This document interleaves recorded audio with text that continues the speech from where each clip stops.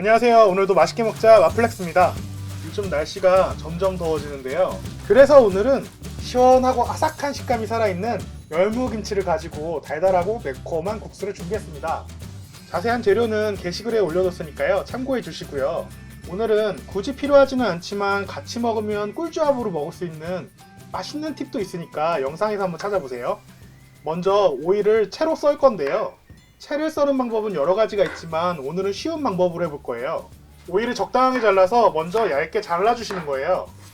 이게 왜 쉽냐면요. 오이를 자르다가 미끄러져서 눕혀지면 아무 일도 없다는 듯이 자연스럽게 다시 썰어주시면 되거든요. 그럼 어느 순간 얇게 오이가 잘라져 있는데요. 그 오이를 가지고 펼쳐서 다시 채를 썰어주시면 돼요. 어렵지 않으니까요. 한번 따라해 보셔도 좋을 것 같아요. 다음은 쪽파를 썰어줄 건데요. 쪽파 역시 적당한 크기로 나눠서 잘라주신 다음에 채를 썰어주시면 되거든요. 썰다가 나머지 부분이 아까 잘라놨던 오이의 크기 정도가 되면 재료 손질은 거의 끝났다고 보시면 돼요. 채 썰어둔 건 나중에 고명으로 사용할 거예요. 그냥 열무김치도 맛있기는 하지만 조금 더 달달하고 매콤하면 좋을 것 같아서 열무김치에 먼저 양념을 해줄 거예요. 매실액, 다진 마늘, 고춧가루, 고추장을 한 큰술씩 넣어주시면 되는데요. 매실액이 없으시다면 설탕을 한 큰술 넣어주셔도 괜찮아요. 열무의 식감도 좋지만 한층 더 식감을 올려주는 재료가 바로 콩나물이에요. 그래서 콩나물을 데칠 건데요. 콩나물은 너무 푹 익히면 식감이 사라지기 때문에 끓는 물에 한 2분에서 3분 정도만 데쳐주시면 돼요. 그렇게 건져진 콩나물은 바로 찬물로 넣어주셔야 돼요. 안 그러면 잔열로 콩나물이 익어서 식감을 가져갈 수가 없어요. 콩나물을 끓였던 물은 버리지 마시고요. 바로 거기다가 국수를 삶아주시면 돼요. 국수는 저어가면서 삶으시면 되는데요. 삶으시다 보면 국수가 한번 팔팔 끓을 때가 있는데 그때 찬물을 조금 넣어주시면 국수가 조금 더 쫄깃해요. 국수의 양에 따라서 그리고 불의 세기에 따라서 시간이 다를 수는 있지만 1인분 정도의 국수는 3, 4분 정도만 끓이시면 돼요.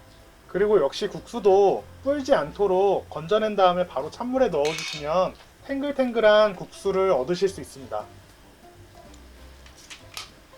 그럼 이제 준비했던 재료들 중에 콩나물을 넣어주시고 열무김치랑 열무김치에 있는 양념이랑 먼저 버무려 주시는 게 좋고요. 그 다음에 국수를 넣어서 한 번 더 버무려 주시는 게 좋아요. 왜 따로따로 버무리냐면요. 국수가 불기도 하고 콩나물에 간이 먼저 배야 될 것 같기도 하고 그런 생각을 했는데 사실 생각해보니까 그냥 같이 섞어도 되는 것 같아요.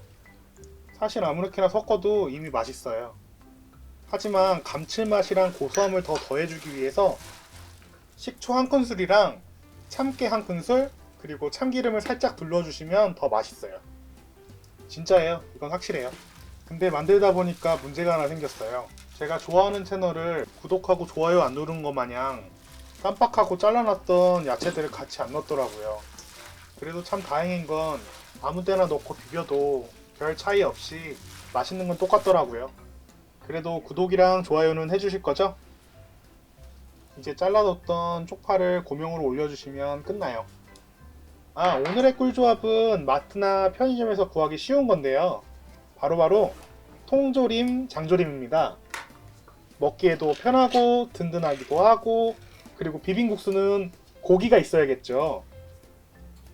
장조림이랑 국수랑 한 젓가락 크게 잡아서 맛있게 드시면서 오늘도 맛있는 음식으로 플렉스 하세요.